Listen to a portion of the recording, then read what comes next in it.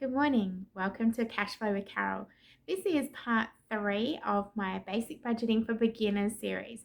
Part 1, up here, we looked at tracking our monthly expenses, all those regular bills that come in on a monthly basis.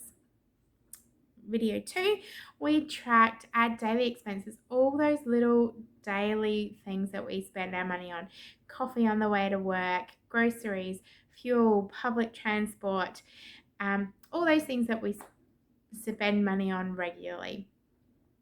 And today is payday, so we're going to be looking at using the information that we have written down in our monthly bill paying account, information that we've worked out from our daily expenses, because I've tracked it for a couple of months. We're going to sit down and pay bills, sort out our money, and again, a free printable for you. So this is just something that I've been working on to try and make life easier. In our family, all the money goes in to pay all the household bills. We don't divide our bills into, we are very much a joint family. And whatever works for you. You might live on your own, you might share a house have housemates, you might be with a partner, but you split everything down the middle. Whatever works for you, this is what works for us. And then you can use that information to adapt it to work for your household and paying your bills. So on ours, there's multiple paycheck lines. You'll see it in a second. And that's where we track all our bills, income. So you might have 2 part-time jobs, so you'll have 2 sources of income. You might have a job and a side hustle. So we're putting in exactly what we get paid, not what we estimate, exactly what's going in. And then we will sit down and work out what's going out. So let's get going.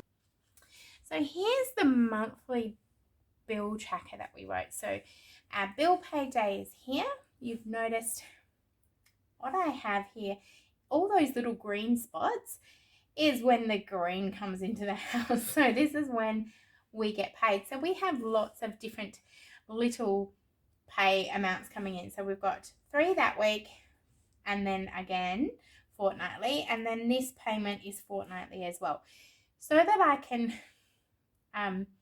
manage all these little trickle amounts. I do my bill pay here once all of those amounts have gone in, and I then pay all of the bills up until my next bill pay day.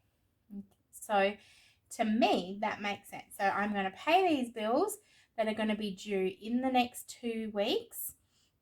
I've got them all written down. I know when my next bill pay day is. I've put my bill pay day here because I know that I'm not working on that day. So I've got plenty of time. There's no kids in the house. I'm going to make that my bill pay day. So what I do is I have my payday budgeting sheet, and I start by putting in my income. So I've just got little codes, so I know what each of those are. Some of these are going to be changing in the not too distant future due to some extra training, upskilling, work increase. All right, now these all have a cents amount on them. I'm not going to write the 21 cents and the 20 cents there. I'm just going to keep it as nice big round numbers, and all those little cents is a little bonus for me. I have already added this up. So $3,556. Sometimes I'll write here that this money goes into the daily expense account. This goes into the C bank. This goes into daily expense. And this one actually gets divided up between daily expense, mortgage, and savings. Okay. So I now look at my bills, and I transfer the bills that are due this fortnight onto my page. So there's one bill here, so I'm just going to get rid of this page for now. So from our day, we've got the Visa card payment is due, and the amount due is $250. Oops, it's due on the 15th, and it's for $250. On the 16th, amazing, is due for $50. And on the 17th, another $50 is due for Amazon. And then down here, we've got the internet is due on the 21st for $80. Health insurance on the 22nd for $205. And the mortgage is due on the 22nd, and that's $760. So all up, these bills are 5, 10, 15, 21, 29, 2, 4, 11, 13. Yes, I'm not using a calculator because I'm too lazy to go and find one right this second. So there's our bills. So that's good to know. Now, what I do in this column is I allocate money for each of our daily expenses. So we don't need this one. We've paid all of those. We've allocated the money for those. So using my February tracker, because this is my pay in March, I'm just going to work out how much I need to allow for each of these items. So groceries. Groceries was $14.74 for the month. I divide that by 4. It was about $360, $370. So, you know what, I'm going to say put $700 aside and see how that goes. And that will go into the daily expense account where all of those bills come from. Fuel. It was $640 for the month, so I'm going to do $320 for the fortnightly because we're still driving down to the city a lot from where we are. Takeaway,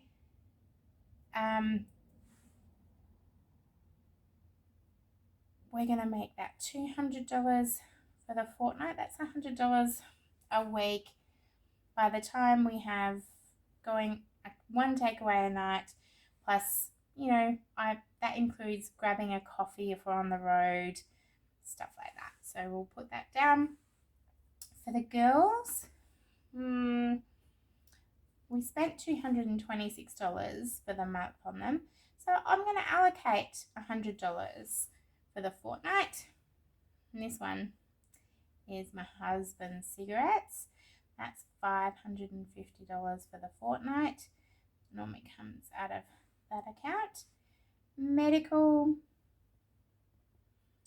and miscellaneous was $400 for the month. That included buying a bin, which we won't need to do, and this. So I'm going to call that $260 and see what for the month. So I'm going to write here $130, and it's a work in progress. Isn't a budget always a good work in progress? So I'm going to allocate $130 and see how we go. So this amount is going to be 5, 8, 10, 2, 7, 8, 9, 10, and 10 is 20. That's bizarre. A nice round number. Okay, I'm just going to use this little spare bit here as a working out section. So we've got income of $3,505 and 56. We're going to take out our $13.95, and that's for bills.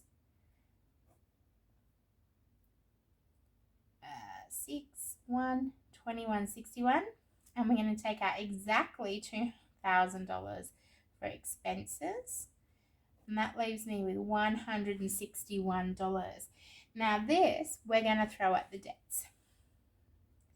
Now a few minutes ago I told you this little income gets divided by 3 accounts, and one of those things is the mortgage, and 20% of this income automatically gets straight over to the mortgage.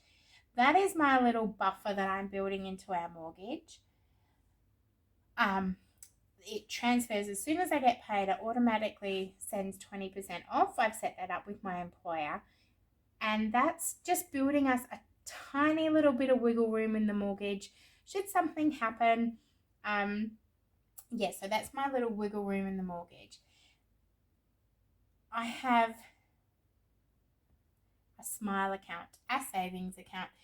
What that is that savings there. And again, it's an automatic direct debit of 10% of that income. So 10% straight away goes to savings. We are saving up for a holiday, so that's going towards that. And that gives me $106. So that leaves me with, let's call it $50. And I'm going to throw that at my snowball. I'm going to play snowballs with that $50.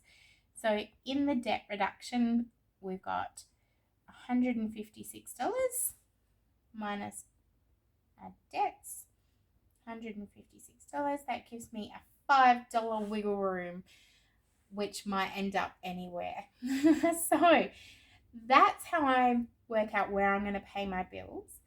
So for your income, that might be, you might have a couple of part-time jobs, you might have a partner might have a full-time job, you might have a little side hustle that brings in a little bit of income.